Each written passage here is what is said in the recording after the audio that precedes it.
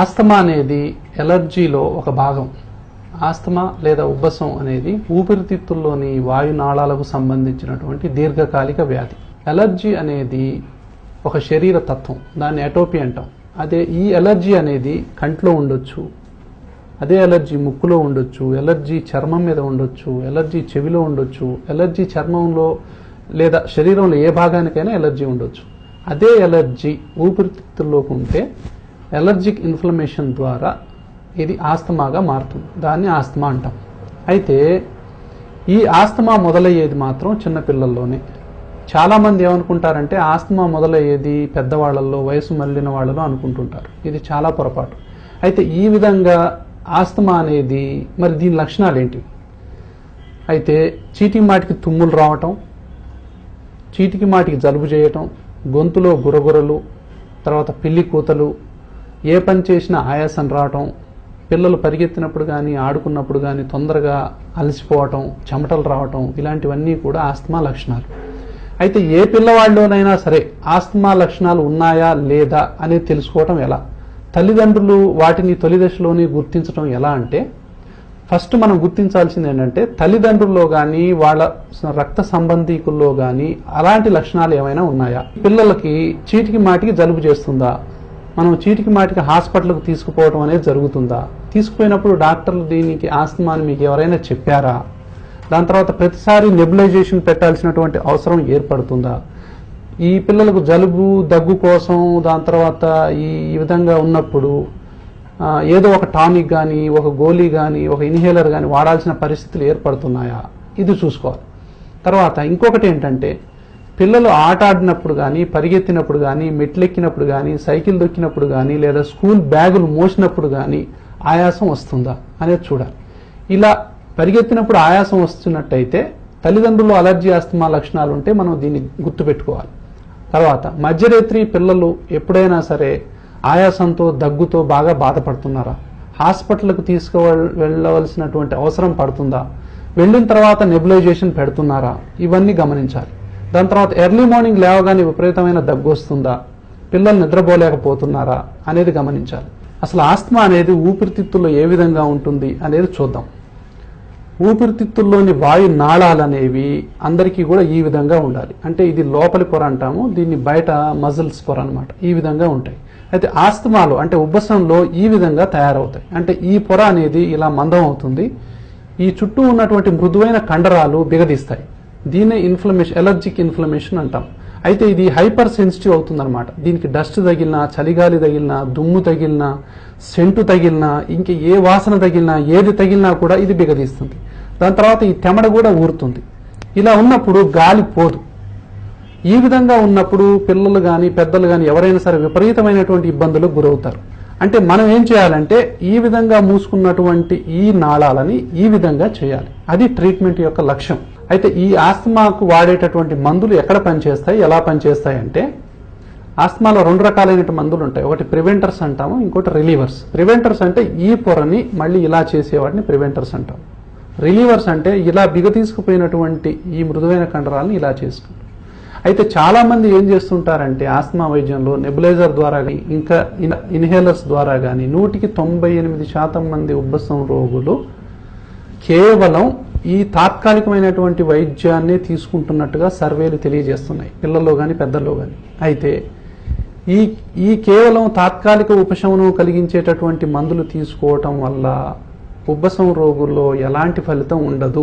అది కేవలం తాత్కాలికం మాత్రమే. ఇన్హేలర్స్ అనేవి చిన్నపిల్లల్లో కూడా వాడవచ్చు, ఈవెన్ 3 నెలల పిల్లల నుంచి కూడా వాడవచ్చు. అయితే ఇన్హేలర్స్ మీద కూడా చాలా మందికి చాలా దురభిప్రాయాలు ఉన్నాయి. ఎందుకు అంటే కేవలం తాత్కాలికమైన ఇన్హేలర్సే చాలా మంది వాడతారు, వాటి వల్ల ఫలితం ఉండదు కాబట్టి అందరూ కూడా ఇలాంటి అభిప్రాయాలను ఏర్పరచుకున్నారు. అయితే నివారణకు సంబంధించినటువంటి ఇన్హేలర్స్ మనం వాడినట్లయితే అత్యద్భుతమైనటువంటి ఫలితాలు ఆస్తమా పేషెంట్లో మనం చూడొచ్చు. అయితే చిన్నపిల్లలకు ఆస్తమా ఉంటే మరి ఆ మందులు ఎలా వాడాలి? చిన్నపిల్లలకి ఈవెన్ 3 నెలల పిల్లలకి ఆస్తమా ఉన్నా కూడా మనం ఇన్హేలర్స్ ద్వారా వైద్యం అందించవచ్చు. అయితే వాళ్ళకి చేయాలంటే ఈ మాస్క్ ద్వారా ఈ విధంగా ఈ మందుని ఈ యొక్క స్పేసర్ అంటాం, ఈ స్పేసర్లోకి మందును కొట్టి పిల్లల ముక్కు మీద కనుక మనం పెట్టినట్లయితే పిల్లలు ఆ ఊపిరితో పాటు ఆ మందుని తీసుకుంటారు. అదే కొంచెం పిల్లలు పెద్ద అయిన తర్వాత అంటే 5 సంవత్సరాలు దాటిన తర్వాత పిల్లలు ఏంటంటే డైరెక్ట్ గా స్పేసర్ ద్వారానే మందుని తీసుకోగలుగుతారు. ఈ మందుని ఇలా స్పేసర్ ద్వారా తీసుకోగలుగుతారు. 12 సంవత్సరాలు దాటిన పిల్లలైతే డైరెక్ట్ గా ఈ మందుని తీసుకోవచ్చు. ఉబ్బసం మీద అవగాహన ఉన్నటువంటి వైద్య నిపుణుల సారథ్యంలో గనక ఈ వైద్యాన్ని మనం పొందగలిగినట్లయితే ఉబ్బసంతో ఏ ఒక్కరూ కూడా బాధపడకూడదు అనేదే ఆధునిక వైద్యం యొక్క లక్ష్యం.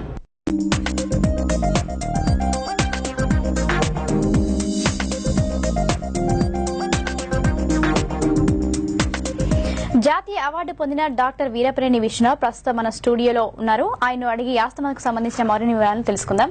డాక్టర్ గారు, అసలు ఆస్తమా అంటే ఏంటి, దీని లక్షణాలు ఏంటి? అసలు ఆస్తమా అనేది ఒక అలర్జిక్ డిజార్డర్. ఆస్తమా అనేది ఊపిరితిత్తుల్లోని వాయునాళాలకు సంబంధించినటువంటి దీర్ఘకాలిక సమస్య. ఆస్తమా మొదలయ్యేది చిన్నపిల్లల్లో. ఆస్తమా ఉంటే గాలి పీల్చడం వదలటం కష్టం అవుతుంది. చిన్నపిల్లలు పాలు తాగలేక ఇబ్బంది పడుతుంటారు, నైట్ పూట నిద్రపోలేరు, తర్వాత పక్కలెగరేస్తూ ఉంటారు. అదే స్కూల్ పిల్లలైతే కనుక ఆటలాడిన పరిగెత్తిన రకరకాలైనటువంటి ఇబ్బందులు పడుతూ ఉంటారు. సో మొత్తం మీద దగ్గు, ఆయాసం, పిల్లి కూతలు, ఛాతి పట్టినట్లు ఉండటం, సో మధ్యరాత్రి పూట నిద్ర డిస్టర్బ్ అవటం, ఇవన్నీ కూడా ఆస్తమా లక్షణాలు. సో ఇది ఊపిరితిత్తుల్లో ఉండేటటువంటి వాయు నాళాలు అలర్జిక్ ఇన్ఫ్లమేషన్కు గురైతే గనక ఆస్తమా అనేది వస్తుంది. డాక్టర్ గారు, ఆస్తమా రావడానికి ప్రధాన కారణం ఏంటి? చిన్నపిల్ల కాకుండా మన పెద్దవాళ్ళు కూడా ఎక్కువ చూస్తుంటాం. ఎక్కువగా ఆస్తమా అనేది వచ్చినప్పుడు ఊపిరి ఆడకుండా కూడా జరుగుతూ ఉంటుంది. అంటే అండి, ఆస్తమా రావడానికి ముఖ్య కారణాల్లో ఒకటి శరీరతత్వం, వంశపారంపర్యం. తల్లిదండ్రులకు అలర్జీ ఆస్తమా లక్షణాలు ఉన్నట్లయితే, అంటే తల్లిదండ్రులకు కూడా దగ్గు, ఆయాసం, పిల్లి కూతలు, ఏదైనా వస్తువులు పడకపోవటం అలాంటి లక్షణాలు ఉన్నట్లయితే పిల్లల్లో కూడా ఈ లక్షణాలు వచ్చేటటువంటి అవకాశాలు ఎంతో ఉంటాయి. అంటే వంశపారంపర్యం అనేది ఒక కారణం ఆస్తమా రావడానికి. సో అన్ని కేసుల్లో వంశపారంపర్యం ఉండకపోవచ్చు. దాని తర్వాత ఇంకొకటి ఎలర్జెన్స్ అంటాం. ఎలర్జెన్స్ అంటే డస్ట్ మైట్ ప్రధానమైంది. సో డస్ట్ మైట్ కానివ్వండి, పుప్పడి రేణువులు కానివ్వండి, దాని తర్వాత రకరకాలైన ఫంగస్లు, దాని తర్వాత వాతావరణ కాలుష్యంలోని మార్పులు, అతి చలిగాలి కానివ్వండి, తేమ శాతం ఎక్కువగా ఉండటం, దాని తర్వాత పొల్యూషన్. ఇప్పుడు ప్రధానమైనది ఏంటంటే diesel pollution, fine diesel pollution అనేది, తర్వాత పొగ. సో ఇలా చిన్నపిల్లల్లో అయితే వైరల్ ఇన్ఫెక్షన్లు అనేవి చిన్నపిల్లల్లో ఆస్తమా రావడానికి ప్రధానమైనటువంటి కారణాలు. జలుబు చేస్తుంటుంది.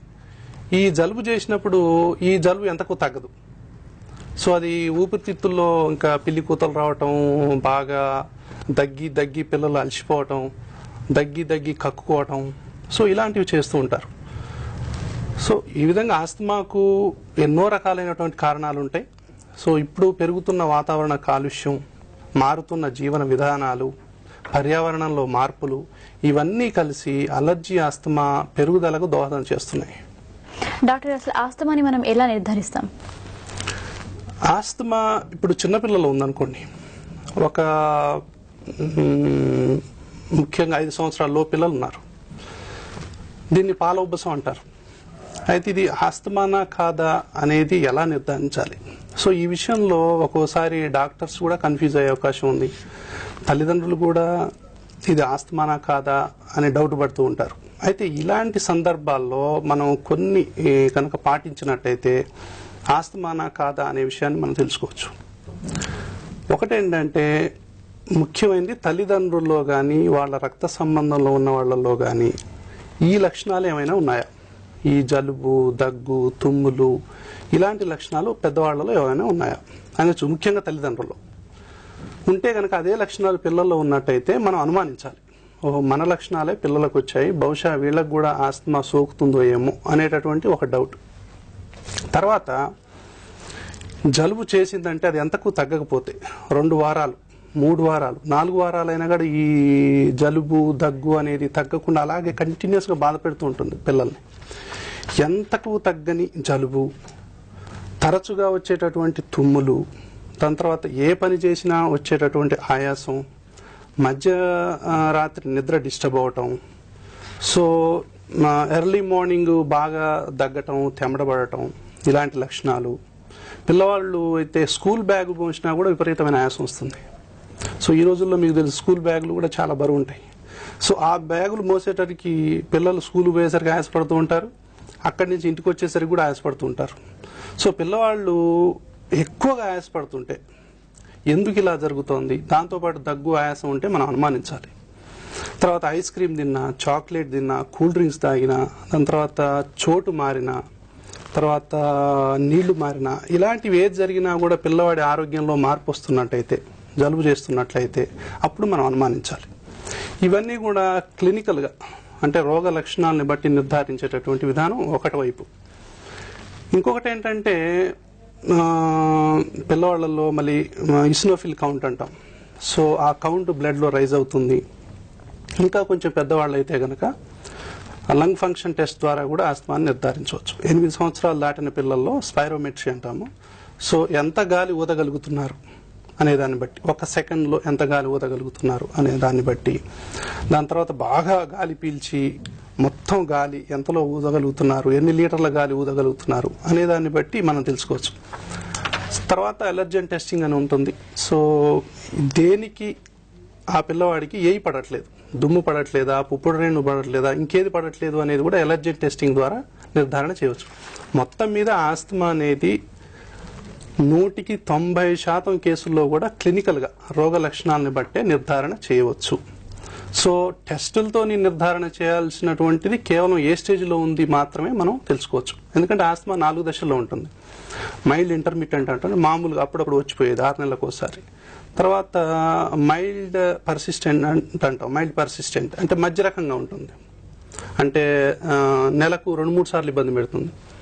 తర్వాత మోడరేట్గా ఉండేటటువంటి ఆస్తమా అంటే వారానికి 2-3 సార్లు ఇబ్బంది పెడుతుంది. సివియర్ పర్సిస్టెంట్ అంటాం, అంటే ప్రతిరోజు ఇంకా ప్రతి నిమిషం అలా ఇబ్బంది పెడుతూ ఉంటుంది అనమాట.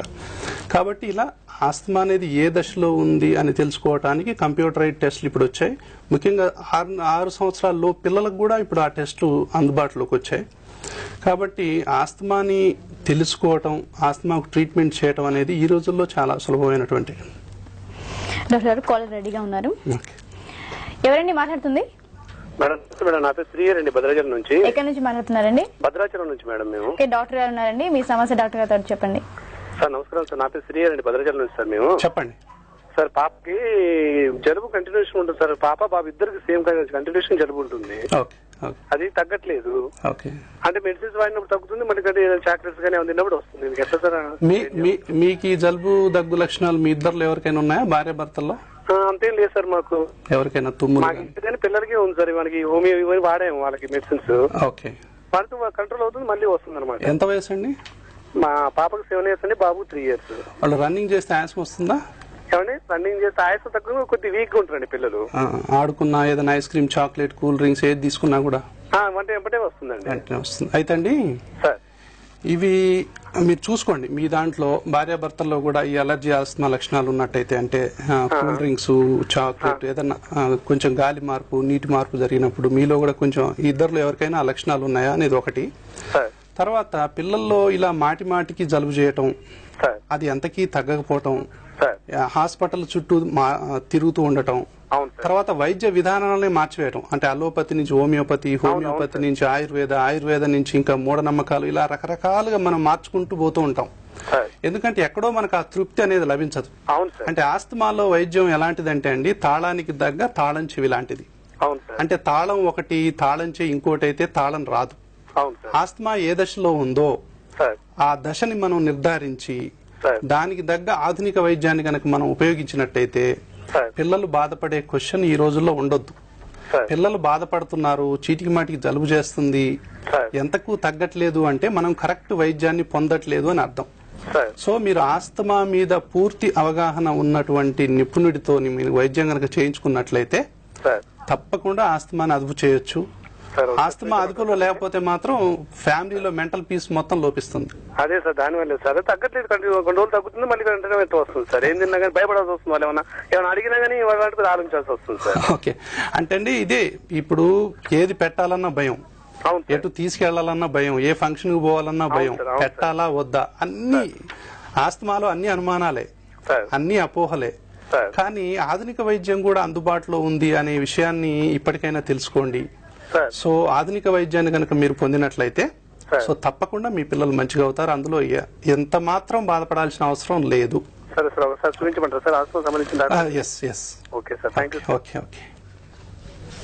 డాక్టర్ గారు, ఆస్తమా నివారణకి ఎటువంటి ట్రీట్మెంట్ మంచిదంటారు? దీనికి ఆయుర్వేదంలో గానీ అలోపతిలో గానీ ఏ ట్రీట్మెంట్ తీసుకుంటే మంచిదంటారు? అంటే ఆస్తమా అండి, ఆస్తమాకు ఎన్ని రకాలైతే పేర్లు ఉన్నాయో అన్ని రకాల వైద్యాలు కూడా అందుబాటులో ఉన్నాయి. ఆస్తమాని రకరకాల పేర్లతో పిలుస్తుంటారు. ఇస్నోఫిలియా అంటారు, డస్ట్ అలర్జీ అంటారు, కొంతమంది సైనస్ అనుకుంటూ ఉంటారు, కొంతమంది పాల ఉబ్బసం అని, అలర్జిక్ బ్రాంకైటిస్ అని, ఇలా రకరకాల పేర్లు. ఎన్ని రకాల పేర్లు అన్ని రకాల వైద్యాలు. సో ఏ వైద్యమైనా సరే, ఒక 100 మంది ఆస్తమా పేషెంట్లను మనం తీసుకున్నట్టయితే వాళ్ళకు ఒక వైద్యాన్ని మనం ఇచ్చినప్పుడు మెజారిటీ ఆస్తమా పేషెంట్లు నార్మల్ జీవితాన్ని కనుక గడపగలిగినట్లయితే ఆ వైద్య విధానాన్ని మనం యాక్సెప్ట్ చేయాలి, దాంట్లో సైడ్ ఎఫెక్ట్స్ లేకుండా. అది హోమియోపతినా, ఆయుర్వేదానా, అలోపతియా అనేది మనకు అనవసరం. అయితే నిజంగా మంచి మందు అయితే పేషెంట్ని నార్మల్ జీవితం గడిపేలాగా చేయాలి. ఇప్పుడు ఆధునిక వైద్యంలో అత్యాధునిక శాస్త్రీయ వైద్యం ఏంటంటే ఇన్హేలర్ థెరపీలో 100 మంది ఆస్తమా పేషెంట్లను తీసుకున్నట్లయితే దాదాపు 198% మంది సాధారణ జీవితం గడపగలుగుతున్నారు. మిగతా వైద్య విధానాల్లో గడపగలుగుతున్నారా లేదా అనేది ఎవరికి వారు బేరీజ్ వేసుకోవాలి. అంటే అది పనిచేస్తుందా లేదా, ఏది మంచిది ఏది చెడు అని చెప్పాల్సింది ఏంటంటే ఆ ఆస్తమా వైద్యం తీసుకున్నటువంటి పేషెంట్లే. సో నార్మల్గా అయితే ఇన్హేలర్స్లో కూడా రకరకాలైనటువంటి అపోహలు ఉన్నాయి. ఎవరికి తోచిన ఇన్హేలర్ వాళ్ళు తీసేసుకొని ఎవరికి తోచింది వాళ్ళు వాడేసుకుంటూ ఉంటారు. ఇన్హేలర్ వాడినా మాకు లాభం లేదండి అంటారు. అంటే దానికి నేను చెప్పేది ఒకటి, తాళం చేయొకటి అలాగా. సో అలా కరెక్ట్ ఇన్హేలర్ కనుక వాడినట్లయితే కంపల్సరిగా ఆధునిక వైద్యం, చాలా చక్కటి వైద్యం అందుబాటులో ఉంది. ఇప్పుడు ఇది ప్రపంచవ్యాప్తంగా కూడా ఆమోదం పొందింది. ఇది వాడి సాధారణ జీవితం గడపొచ్చు అనేది శాస్త్రీయంగా ఆధారాలతో సహా రుజువు చేయబడింది. కాబట్టి ఈ వైద్యాన్ని కనుక తీసుకున్నట్టయితే సాధారణ జీవితం గడపొచ్చు. మిగతా వైద్య విధానాలు ఈ విధమైనటువంటి హామీని కనుక ఇస్తున్నట్టయితే మనం ఫాలో అవటంలో తప్పేం లేదు. డాక్టర్ గారు కాలర్ రెడీగా ఉన్నారు, చెప్పండి మీ పేరేంటండి? మా పేరు దేవరాజు అండి. దేవరాజు గారు, డాక్టర్ గారు రెడీగా ఉన్నారు, మీ సమస్య ఏంటి డాక్టర్ గారితో చెప్పండి. మేడం, మా అబ్బాయికి ఒక 7-8 నెలల నుంచి చెప్పండి గురించి ప్రాబ్లం ఉంది. ఎంత వయసు అండి? 9 సంవత్సరాలు. 9 సంవత్సరాలు. ఓకే, చెప్పండి. కరీంనగర్లో చూపించామండి, తగ్గడం లేదు. ఓకే, ఏం బాధ ఏంటండి ఆ బాబుకి? జలుబు. ఎప్పుడు చూసినా జలుబు ఉంటుందా? జలుబు ఉంటుంది. మధ్యరైతులు దగ్గుతున్నాడా? మధ్యలో దగ్గడం అనేది లేదు. ఓకే, జలుబు ఒకటి. ఇంకా ఈ అస్తమా గురించి చూస్తే కొంచెం అది దమ్ము తగ్గింది, కానీ ఈ చీమిడి ఎక్కువ రావడం జరుగుతుంది. తుమ్ములు వస్తున్నాయా? తుమ్ములు తక్కువ. ఓకే, మీ ఇంట్లో ఇంకెవరికన్నా అలర్జీ ఆస్తమా లక్షణాలు ఉన్నాయా? అంటే మా అమ్మ వాళ్ళకు కొంచెం దగ్గు ఉండేది. ఓకే, ఇక మాకు మాత్రం మా భార్యకు గానీ మాకు గానీ లేదండి. Okay okay. అయితే అండి, ఇప్పుడు ఇది అలర్జీనా ఆస్తమానా తెలుసుకోవాలి అంటే ఫస్ట్ మన ఫ్యామిలీ మెంబర్స్ లో ఎవరికైనా అలర్జీ ఆస్తమా లక్షణాలు ఉన్నాయనేది ఒకటి. దాని తర్వాత పిల్లవాడికి ఏ వయసు అప్పటి నుంచి ఇది వస్తుంది అనేది చూసుకోవాలి మనం. ఎంతకాలంగా ఇలా బాధపడుతున్నాడు? చిన్నప్పటి నుంచి ఇలాగే బాధపడుతున్నాడా? చిన్నతనం నుంచి లేదు. ఎన్ని సంవత్సరాలైంది? ఒక 6-7 మాసాలు అవుతుంది.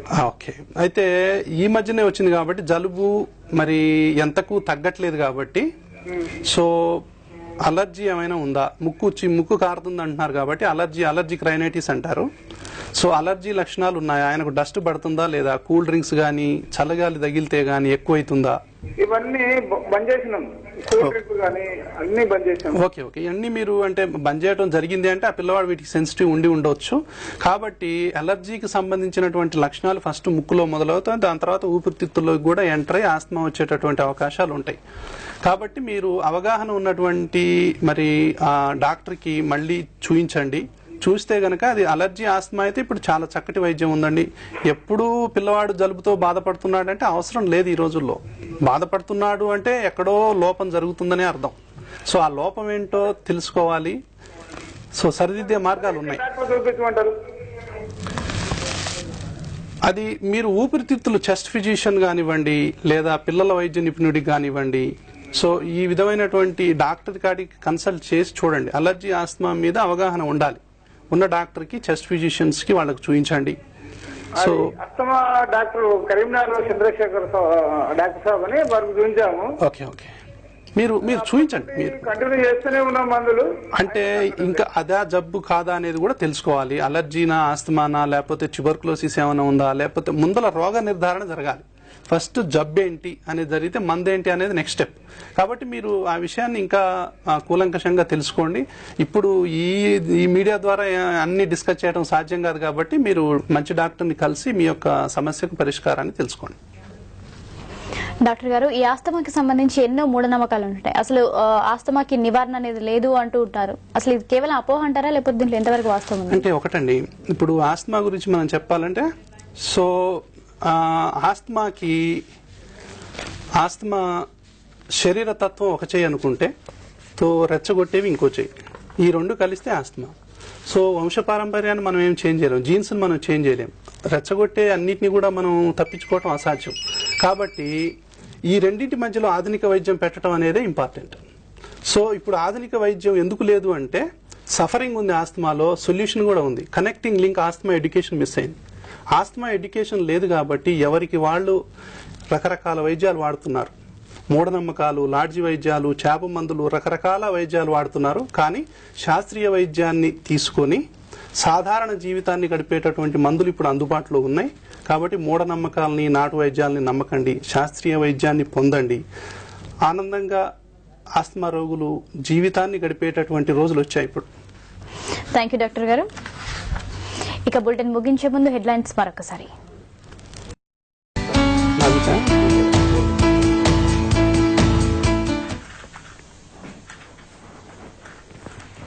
నమస్కారం, డయల్ యువర్ డాక్టర్ కార్యక్రమానికి స్వాగతం. ఈ రోజు మనతో పాటు ఆస్తమా వైద్య నిపుణులు డాక్టర్ వీరపనేని విష్ణురావు గారు ఉన్నారు.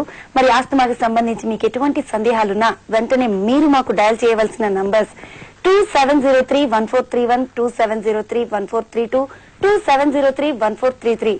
నమస్కారం అండి డాక్టర్ గారు. ఆస్తమాకి అలర్జీకి అసలు ఏమైనా సంబంధం ఉందంటారా?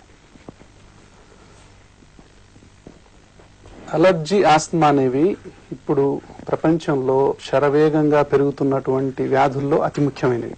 అంటే వాతావరణ కాలుష్యం, పర్యావరణంలో మార్పులు, దాని తర్వాత మారుతున్న జీవన విధానాలు, దాని తర్వాత రకరకాల ఎలర్జెన్స్, వీటన్నిటి వల్ల ఊపిరితిత్తుల్లోని వాయు నాళాలు ఇన్వాల్వ్ అవుతున్నాయి.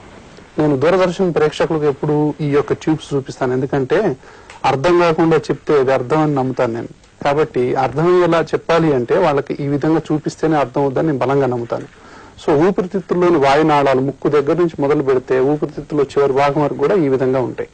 సో ఈ విధంగా ఉండేటటువంటి వాయు నాళాలు ఈ అలర్జీ ఆస్తమా గ్రస్తుల్లో ముక్కులో అయితే అలర్జీ ఉంటే ఇలా అవుతాయి, ఊపిరితిత్తుల్లో అయితే నాళాలు ఇలా అవుతాయి. అంటే దీన్ని ఇన్ఫ్లమేషన్ అంటాం, అలర్జిక్ ఇన్ఫ్లమేషన్ అంటాం. తద్వారా ఈ కండరాలు అనేవి బిగుసుకుపోతాయి. తర్వాత ఈ మ్యూకస్ గ్లాండ్స్ ఉంటాయి లోపల. ఈ మ్యూకస్ అనేది బాగా సెక్రీట్ అవుతుంది లోపల, కఫం అంటాం దాన్ని. ఈ కఫము ఇది మందం అవటం ప్లస్ ఇది బిగదీయటం, వీటి వల్ల గాలి పీల్చటం వదలటం అనేది కష్టం అవుతుంది. దాన్ని ఆస్తమా అంటాం. తర్వాత అలర్జీ అంటే ఏదో ఒకటి మనకు పడకపోవటం, అది పోలిన్స్ కావచ్చు, డస్ట్ మైట్ కావచ్చు, దాని తర్వాత ఎలాంటి కొన్ని వైరస్లు, బ్యాక్టీరియాలు, రకరకాలైనటువంటి అంటే వాతావరణంలో ఉన్నటువంటి కాలుష్యం, ఇవన్నీ కూడా బాడీలో ఎంటర్ అయినప్పుడు ఈ అలర్జిక్ ఇన్ఫ్లమేషన్ అనేది వస్తుందన్నమాట. ఈ అలర్జీ అనేది సో ముక్కులో ఉంటే అలర్జిక్ రైనైటిస్ అంటాం. సో ఇదే కొంచెం స్ప్రెడ్ అయితే అలర్జిక్ ఈ సైనసైటిస్ రావచ్చు, ఇదే కొంచెం దిగితే సోర్ థ్రోట్ అంటాం, టాన్సిలైటిస్ రావచ్చు, ఇదే ఇంకొంచెం దిగితే బ్రాంకైటిస్ రావచ్చు. ఈ అలర్జిక్ బ్రాంకైటిస్ నే ఆస్తమా అంటాం. అంటే అలర్జీ అనేది మొదటి దశ, అది తద్వారా గ్రాడ్యువల్ గా కిందికి దిగి ఆస్తమాగా రూపాంతరం చెందుతుంది అనమాట. ఓకే సార్, మరి ఫోన్ కూడా రెడీగా ఉంది, ఫోన్ రిసీవ్ చేసుకుందాం. నమస్కారం అండి, ఎవరు మాట్లాడుతున్నారు? హలో నమస్కారం అండి, ఎవరు మాట్లాడుతున్నారు? ఎక్కడి నుండి? మియాపూర్ నుంచి మాట్లాడుతున్నానండి. ఓకేనండి, డాక్టర్ గారు రెడీగా ఉన్నారు, మరి మీ సందేహాన్ని చెప్పేయండి. ఓకే అండి, చెప్పమ్మా. నమస్కారం డాక్టర్ గారు. నమస్తే అమ్మా. అలే నా పేరు సాయి వరలక్ష్మి అండి. ఓకే. మా బాబు పేరు దిలీప్ అండి. తను బీటెక్ అయిపోయిందండి. ఓకే.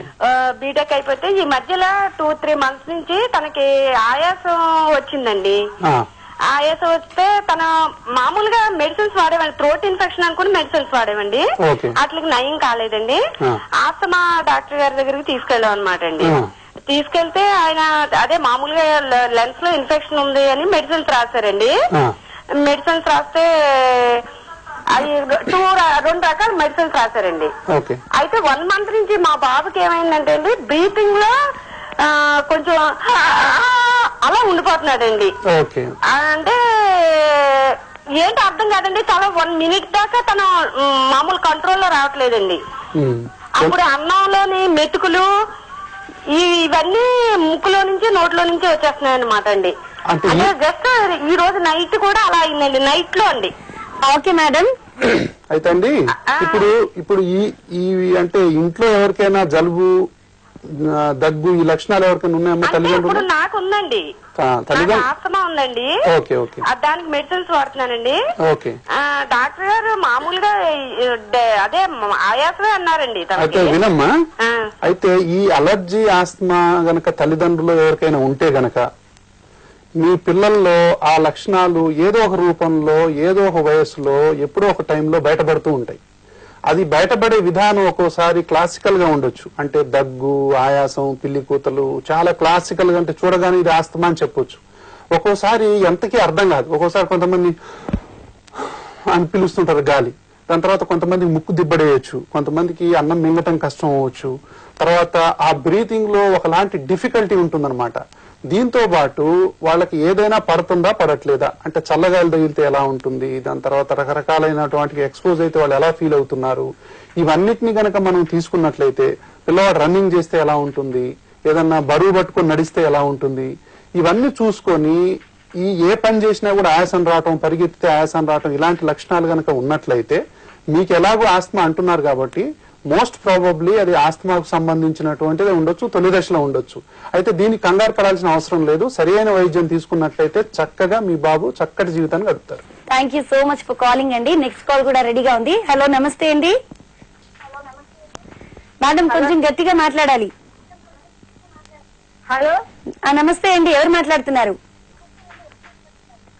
నేను శివరంజని, హైదరాబాద్. శివరంజని గారు, డాక్టర్ గారికి క్రిస్ప్ గా చెప్పేసేయండి మీ సమస్య ఏంటో, ఎందుకంటే చాలా మంది లైన్ లో ఉన్నారు. ఓకేనా, చెప్పేయండి. మా మమ్మీకి చెప్పమ్మా. చెప్పండి శివరంజని గారు. ఆమెకు కొంచెం ఎలర్జీ వస్తుందండి, ఒళ్ళంతా చీకర వస్తుంది.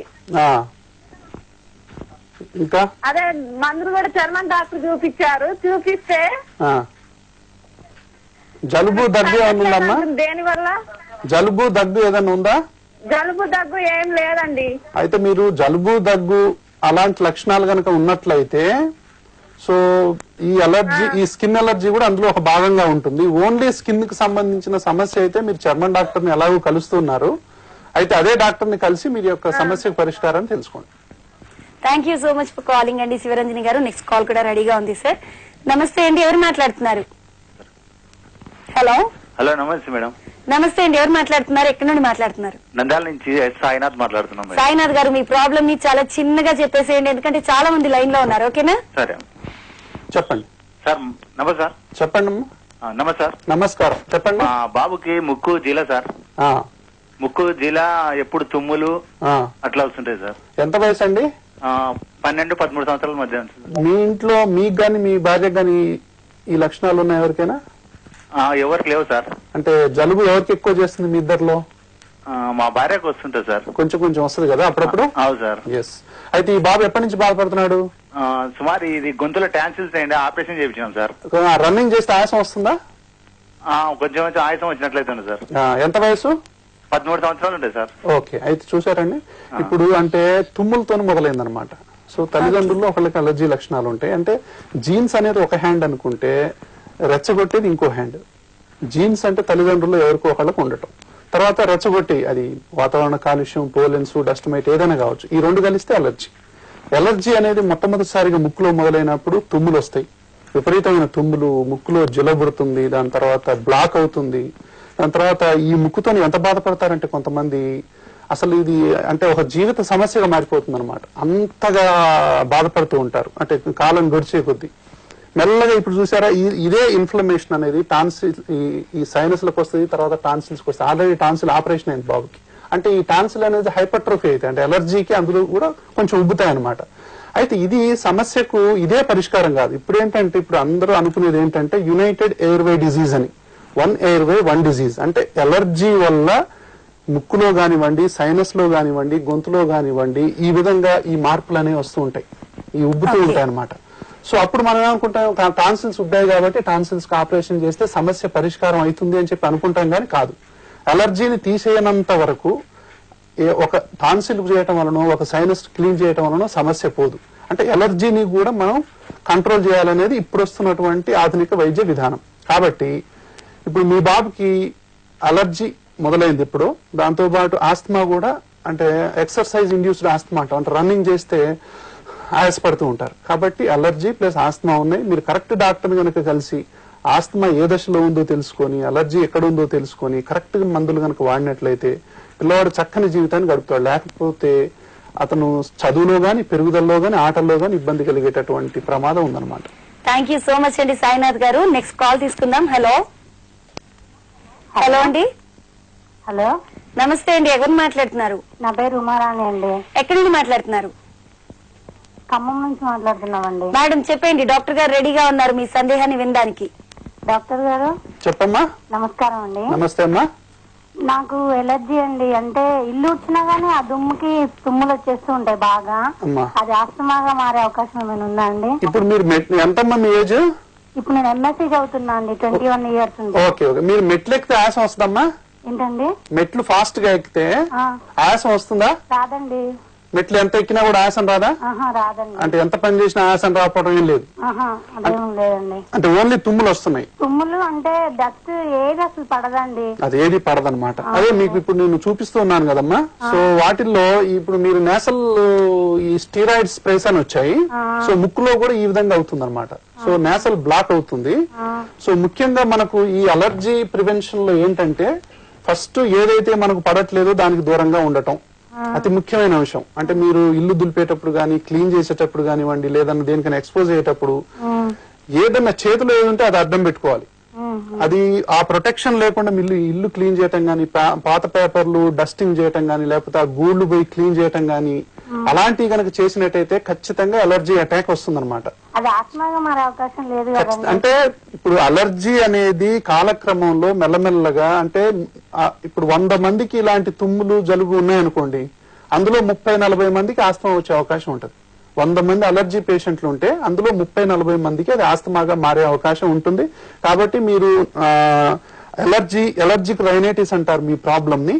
సో దానికి సంబంధించి కరెక్ట్ వైద్యం కనుక పొందినట్లయితే ఆస్తమాగా మారకుండా ఉండే అవకాశం ఉంటుంది అనమాట. ఓకే అండి, thank you so much for calling. మరి నెక్స్ట్ కాల్ కూడా తీసేసుకుందాం. Hello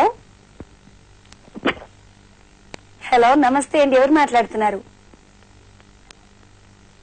hello hello hello hello ఎవరు మాట్లాడుతున్నారండి? మేడం మీ పేరు చెప్పాలి. ఓకే అండి, మామూలుగా కాల్ కొంచెం మిస్ గా ఉన్నట్టుంది. ఈ అలర్జీ ఇందాక మాట్లాడినప్పుడు మనం పెద్దవాళ్లకు వస్తుంది అని కూడా అనుకున్నాం. అలాగే ఇందాక మాట్లాడిన కొన్ని కాలర్స్ ని బట్టి మనకేం తెలుస్తుందంటే చిన్న పిల్లలకి 12 years పిల్లలకి కూడా వస్తుంది అని తెలుస్తుంది కదండి. ఏజ్ వాళ్ళకి రావచ్చు. అంటే అలర్జీ ఆస్తమా అనేది అసలు మొదలయ్యేదే చిన్నపిల్లల్లో, అంటే బైబర్తే మొదలవచ్చు. సో 3వ నెల వయసు నుంచే పిల్లలకు ముక్కు దిబ్బడేయటం, గాలి సరిగ్గా ఆడకపోవటం, గొంతులో గురగురలు, పిల్లి కూతలు, పక్కలెగేయటం అనేది 3వ నెల నుంచే మెల్లగా మొదలవుతాయి. కాబట్టి ఈ లక్షణాలు తల్లిదండ్రుల్లో కూడా ఉన్నాయా అనేది చూసుకోవాలి. తల్లిదండ్రుల్లో కానివ్వండి, వాళ్ళ తల్లిదండ్రుల్లో కానివ్వండి, ఎవరికైనా అలర్జీ ఆస్తమా లక్షణాలు ఉన్నట్లయితే ఈ చిన్న పసిపిల్లల్లో కూడా మనం అలర్జీ ఆస్తమాను సస్పెక్ట్ చేయాలి. సస్పెక్ట్ చేసి దీనికి సంబంధించినటువంటి వైద్య నిపుణుల్ని సంప్రదిస్తేనే వాళ్ళకి ఆ మనశ్శాంతి అనేది ఉంటుంది. లేకపోతే ఏదో మామూలు జలుబు, మామూలు కోల్డ్, మామూలు సర్ది అని చెప్పి వైద్యం చేసుకుంటూ ఉంటారు, అది ఎంతకు తగ్గదు. కాబట్టి చిన్నపిల్లల్లోనే అలర్జీ ఆస్తమా మొదలవుతుంది. దీన్ని బాల్య దశలోనే అరికట్టాలి. అరికట్టాలి అంటే సరైన సమయంలో వైద్య నిర్ధారణ చేసి సరైన మందులు వాడినట్లయితే చక్కని జీవితాన్ని గడుపుతారు. ఓకే, మరి కాల్ కూడా రెడీగా ఉంది. హలో అండి. హలో నమస్తే అండి, ఎవరు మాట్లాడుతున్నారు? హలో నమస్తే అండి, నా వాయిస్ నాకు మళ్ళీ వినబడుతుంది. ఈ సౌండ్ కొంచెం సౌండ్ తక్కువ చేయండి. Okay okay okay TV volume తగ్గించండి. చెప్పండి, డాక్టర్ గారు రెడీగా ఉన్నారు మీ సందేహాన్ని వినడానికి. చెప్పండి. హలో చెప్పండి. నమస్కారం అండి. నమస్కారం అండి. ఇది హలో హలో సార్ చెప్పండి, డాక్టర్ గారు రెడీగా ఉన్నారు, మీరే మాట్లాడట్లేదు. కొంచెం ఎలర్జీ గురించి చెప్తారా అండి? చిన్నపిల్లలకు ఎలర్జీ రాకుండా జాగ్రత్తలు తీసుకోవడానికి. అదే ఇప్పుడు చెప్తున్నాను కదండి. చిన్నపిల్ల మీ పిల్లలు ఎవరికైనా ఉందా అండి? ఇది మీ పిల్లలు ఎవరికైనా ఉందా? మా కోడలకు ఉందండి కొంచెం. చిన్నమ్మాయా? అవునండి. ఎంత ఏజ్ ఉంటుందండి? 4 years ఉంటుంది. ఓకే. అమ్మాయికి మాటి మాటికి జలుబు చేస్తూ ఉంటుందా? అవునండి. ఇంకా కొన్ని లక్షణాలు చెప్పండి. కొంచెం తుమ్ముతుంటుంది, దగ్గు వస్తుంది. అవునండి. అంతేనా? అవునండి. నైట్ నిద్రలో కూడా డిస్టర్బ్ అవుతుందా?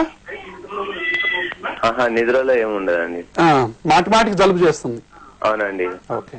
సో ఇలాంటి ఏంటంటే ఈ పిల్లల్లో, చిన్నపిల్లల్లో నేను చెప్పాను కదా ఇందాక, సో మెల్లగా మొదలవుతూ ఉంటుంది అనమాట. అంటే ఏదో ఒకటి వాళ్ళకి పడదు, ఏది పడదో గమనించాలి. ముఖ్యంగా చిన్నపిల్లలు కాబట్టి చాక్లెట్లు, ఐస్ క్రీమ్స్, కూల్ డ్రింక్స్, రకరకాలైనటువంటి ఫ్రిడ్జ్ లో వాటర్, ఫ్రిడ్జ్ లో ఐస్ క్యూబ్స్ తింటూ ఉంటారు పిల్లలు. సో ఈ పిల్లల్ని ఈ విషయంలో కాపాడుకోవాలి. ఇంకా వర్షాకాలంలో అతి ముఖ్యమైన విషయం ఏంటంటే, సో పిల్లలు, వర్షం అంటే పిల్లలకు విపరీతమైన ఇష్టం.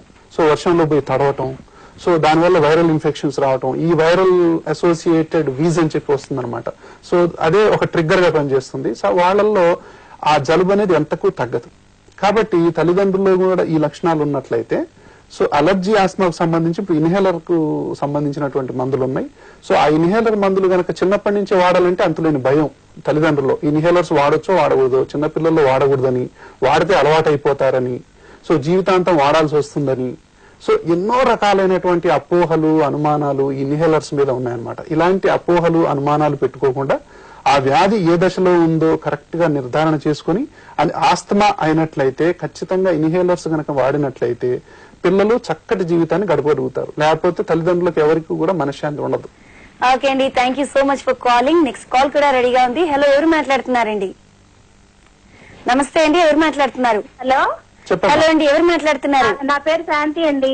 ఎక్కడి నుండి మాట్లాడుతున్నారు? సంతోష్ నుండి అండి. ఓకే అండి, డాక్టర్ గారితో మాట్లాడతారా? నమస్తే డాక్టర్ గారు. నమస్తే అమ్మా, చెప్పమ్మా. నా పేరు, నాకు ఒక 6 years నుండి ఆస్తమా ఉందండి. ఓకే. చాలా బాధపడుతున్నారా? బాధపడుతున్నాను, మందులు కూడా వాడుతున్నానండి. హౌస్ వైఫా మీరు? హౌస్ వైఫ్ అండి. ఓకే. అయితే నాకు స్కిన్ ఎలర్జీ లాగా వస్తుందండి. అయితే ఇన్హేలర్స్ కూడా వాడుతున్నారా? ఇన్హేలర్స్ కూడా వాడుతున్నానండి. ఏంటమ్మా? అది ఆస్తలినా? ఆస్తాలినండి. ఆస్తలినే కదా? ఆస్తాలిన్ ఒకటి, ఇంకొకటేమో బెకలైట్ అండి. ఓకే. ఏది ఎక్కువ వాడతారు? నేను బెకలైట్ ఎక్కువ వాడతానండి. Very good. చాలా మంది, మీరు చాలా మంచిగా చేస్తున్నారమ్మా. చాలా మంది ఏం చేస్తున్నారు అంటే ఇన్హేలర్స్ వాడినప్పటికీ కూడా పేషెంట్ ఇంకా బాధపడుతున్నారు అంటే అది మీ యొక్క అంటే 3-4 స్టేజ్ల్లో ఉంటుంది ఆస్తమా. సో 1వ రకం, 2వ దశ, 3వ దశ, 4వ దశ. సో ఏ దశలో ఉందో ఫస్ట్ నిర్ధారించాలి. ఆ దశను అనుసరించి ఆ డోసుని నిర్ణయం చేయాలి. డోస్ గనక కరెక్ట్ గా పడకపోతే ఎప్పుడు చూసినా అంటే అది కంట్రోల్ అయినట్టు అనిపిస్తుంది, కంట్రోల్ కానట్టు అనిపిస్తుంది. అంటే ఏ పేషెంట్ అయినా సరే ఇన్హేలర్స్ వాడుతూ ఇంకా బాధపడుతున్నారు అంటే అంటే సరి అయినటువంటి అంటే డోసులో వైద్యం అనేది అందట్లేదని అర్థం ఒకటి. తర్వాత తీసుకునేటటువంటి జాగ్రత్తల్లో ఎక్కడో ఒక చోట లోటుపాట్లు జరుగుతున్నాయని అర్థం. అయితే దీనికి సంబంధించి చాలా మంది ఇప్పుడు ఆస్తలిన్ సమస్య వచ్చింది కాబట్టి చెప్తున్నాను. 100 మంది ఆస్తమా పేషెంట్ లో 98 మంది ఈ రోజుల్లో ఆస్తలినే వాడుతున్నారు. ఆస్తలిన్ అంటే ఆస్తలిన్ అంటే సాల్బిటమాల్ అన్నమాట. ఈ సాల్బిటమాల్, ఈ ఆస్తలిన్, వెంటార్లిన్ అని రకరకాలు ఉంటాయి కంపెనీస్. ఎవరైతే ఇలా చేస్తున్నారో వాళ్ళందరూ తప్పు చేస్తున్నట్టే. ప్రతిరోజు ఆస్తలిన్ వాడాల్సిన పరిస్థితి వస్తుంది అంటే ఆస్తలిన్ వాడుతున్నాం, రోజు 5 సార్లు వాడుతున్నాం, 10 సార్లు వాడుతున్నాం, అయినా ఆస్తమా కంట్రోల్ కావట్లేదంటే వాళ్ళందరూ తప్పు చేస్తున్నట్టే. వాళ్ళు వాడాల్సినటువంటి మందు వాడట్లేదు, కేవలం ఉపశమనం, రిలీఫ్, తాత్కాలిక రిలీఫ్ కలిగించే మందులే వాడుతున్నారు తప్ప కంట్రోల్ చేసేటటువంటి మందులు వాడట్లేదని అర్థం అనమాట. సో ఈవిడ ఇప్పుడు కంట్రోల్ చేసే మందులు వాడుతుంది కానీ సరైన డోసులో వాడట్లేదు. సరైన డోసులో వాడకపోయినా కూడా ఆస్తమా కంట్రోల్లో ఉండదు. లేకపోతే ఆమె ఫోన్ చేయాల్సిన అవసరం రాకపోయేది. అంటే ఏంటి, బాధపడుతుంది ఇంకా. అంటే ఇన్హేలర్స్ వాడుతున్నారు, బాధపడుతున్నారు. అంటే ఏ ఇన్హేలర్ వాడాలి అంటే నేను ఎప్పుడు చెప్తూ ఉంటాను, తాళానికి దగ్గర తాళం చేయాలి అని చెప్పి. అంటే కరెక్ట్ డోసు కరెక్ట్ స్టేజ్ కనుక మనం సెట్ చేసినట్లయితే సో ఆస్మాతో బాధపడాల్సిన అవసరం ఉండకూడదు. కాబట్టి ఒకటి డోసు నిర్ధారణ చేయాలి, రెండు దేని వల్ల వస్తుందో చూసుకొని దానికి దూరంగా ఉండాలి. ఇప్పుడు లేడీస్ కాబట్టి హౌస్ వైఫ్స్ కావచ్చు, ఈవెన్ పోపేసే దగ్గర కూడా ఆస్మా అటాక్ రావచ్చు. సో పోపేసేటప్పుడు కానివ్వండి, ఈ ఫైర్ వుడ్, దాని తర్వాత ఈ పొయ్యిలు, ఇవి చాలా ఇదనమాట. ఆస్మా ఉన్న పేషెంట్లు ముఖ్యంగా ఇప్పుడు కిచెన్ లో ఈ సగ్ చేసే వచ్చాయి కదా, వాటిని ఏమంటారు, సో ఆ పొగ పెట్టినప్పుడు పైన ఉంటుంది, సగ్ చేస్తుంది. సో ఏమండి ఎగ్జాస్ట్ ఫ్యాన్ కంపల్సరీ ఉండాలి. సో ఇలాంటివి గనక వాడినట్లయితే ఆ పార్టికల్స్ అనేది లాగేస్తుంది అనమాట. తర్వాత ఇంకా అతి ఉత్తమమైనది ఏంటంటే వీళ్ళు మాస్క్ కట్టుకోవాలి. సో ఎలర్జీస్ కాకుండా మాస్క్ లేదు, కనీసం బయట చెంగానే అడ్డం పెట్టుకోవాలన్నమాట. సో లేడీస్ మాత్రం ఇలాంటి జాగ్రత్తలు ఇంట్లో తీసుకున్నట్లయితే, సో ఇన్హేలర్స్ కరెక్ట్ గా వాడినట్లయితే వాళ్ళు బాధపడాల్సిన అవసరం ఉండదు. ఓకే అండి, thank you so much for calling. Next call కూడా రెడీగా ఉందండి.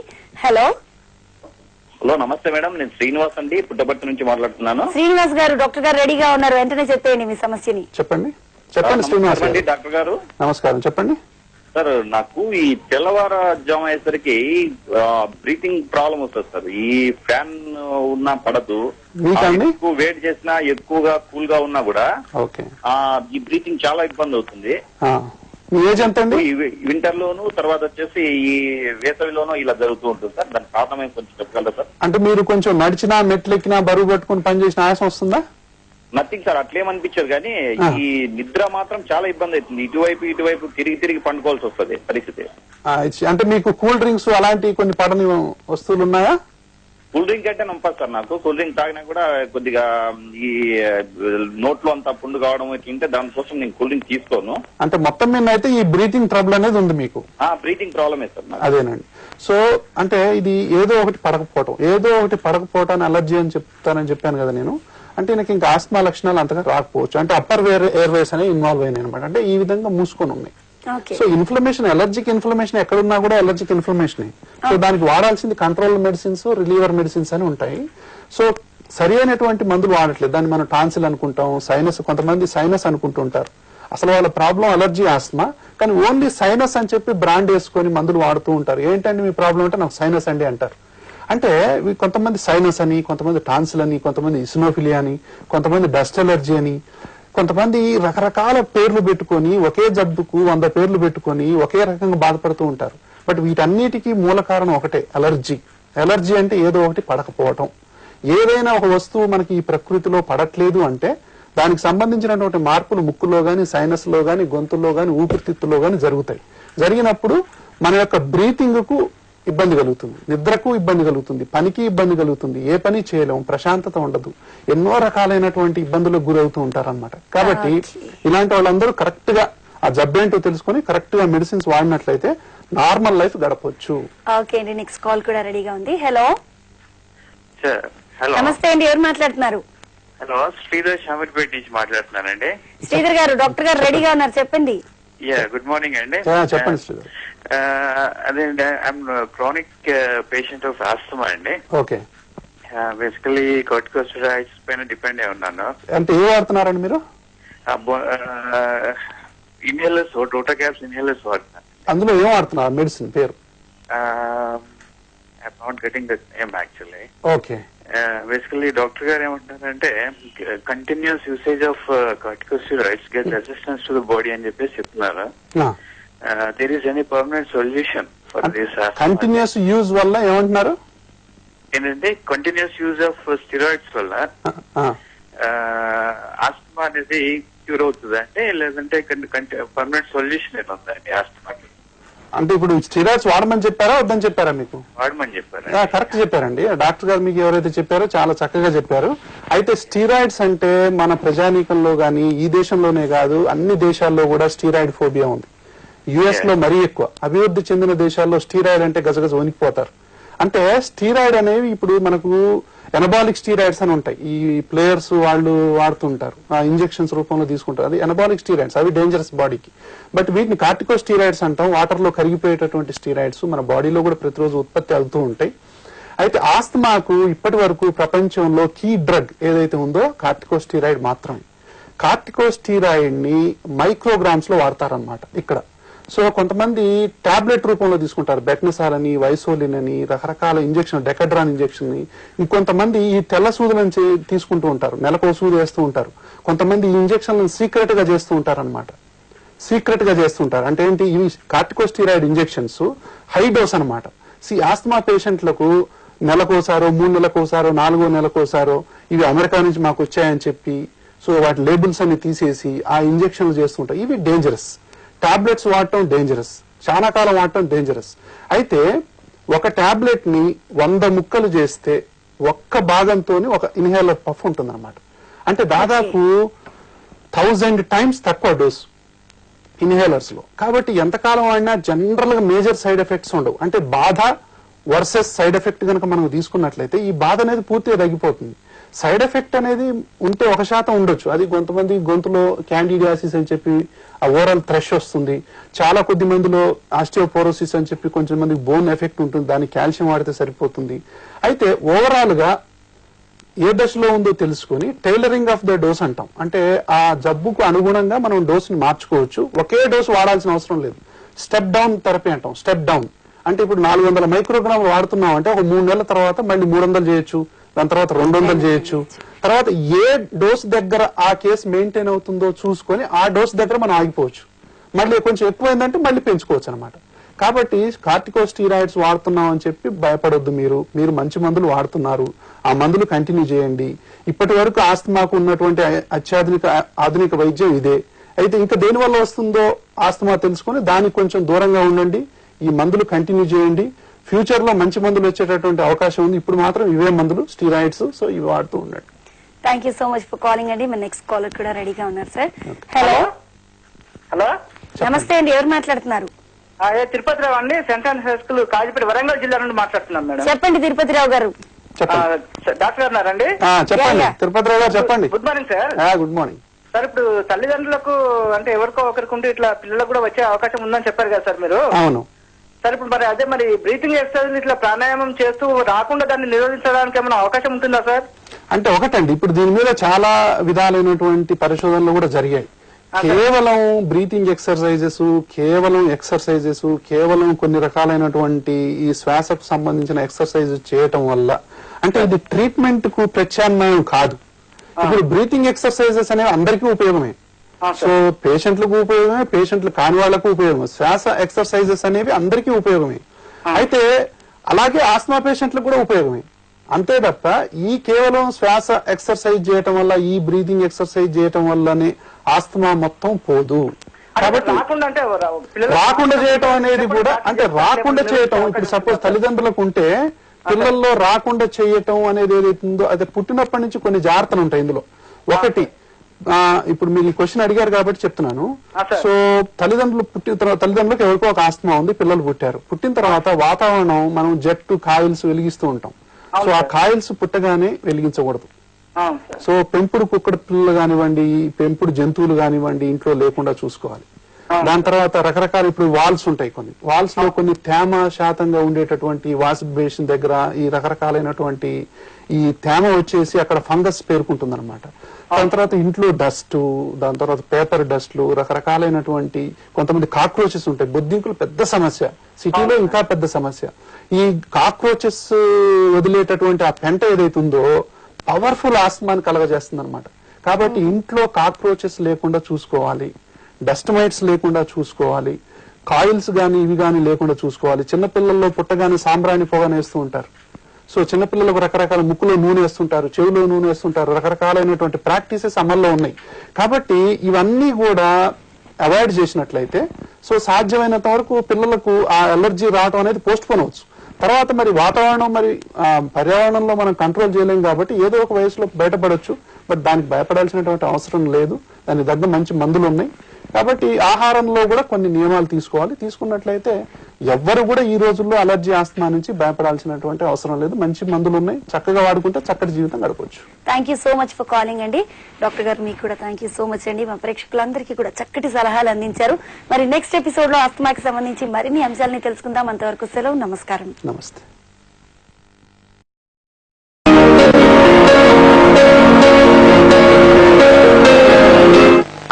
అనేది చిన్న వయసులోనే మొదలవుతుంది. ఆస్తమా పిల్లల ఆటలు, చదువులు మరియు వారి ఎదుగుదల, ఆరోగ్యంపై ప్రభావం ఎక్కువగా చూపుతుంది. సగటున సుమారు 10 నుండి 15% మంది పిల్లలు ఈ ఆస్తమా బారిన పడి బాధపడుతున్నారు. పల్లె వాతావరణంతో పోల్చితే నగర వాతావరణంలో ఈ వ్యాధితో బాధపడుతున్న పిల్లలు ఎక్కువ శాతం మంది ఉన్నారు. ఈ ఆస్తమాను తొలి దశలోనే గుర్తించడానికి నిపుణులైన వైద్యులు చాలా అవసరం. దీనితో పాటు తల్లిదండ్రుల సహకారం కూడా ఎంతో అవసరం. ఇది సాధారణ జలుబు నుండి ప్రారంభమై ఆస్తమాగా మారుతుంది. ఆస్తమా రావడానికి పర్యావరణంలో వచ్చే మార్పులు, జన్యువులు, బ్యాక్టీరియాలు, అలెర్జెన్స్, వాతావరణ కాలుష్యం, మారుతున్న జీవన విధానం కారణాలుగా చెప్పుకోవచ్చు. ఆస్తమా శీతాకాలంలో తీవ్ర రూపం దాల్చే అవకాశం ఉంది. ఆస్తమా రోగులలో శ్వాసనాళాలు మూసుకుపోయి శ్వాస తీసుకోవడం చాలా కష్టంగా మారుతుంది. ఎంతకీ తగ్గని జలుబు, తుమ్ములు, శ్వాస తీసుకోవడం ఇబ్బందిగా ఉండడం వంటి లక్షణాలు గమనించినట్లయితే ఆస్తమాగా గుర్తించి నిపుణులైన వైద్యులను సంప్రదించడం చాలా అవసరం.